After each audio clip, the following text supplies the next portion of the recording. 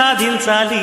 ఎవరేని అనుకున్నా నువ్వుండే రాజ్యాన రాజు నువ్వి, పంటు నువ్వి, మంత్రి నువ్వి, సైన్యం నువ్వి, ఏమైనా ఏదైనా నువ్వెళ్ళే బడిలోన పలక నువ్వి, పలప నువ్వి, ప్రశ్న నువ్వి, బదులు నువ్వి.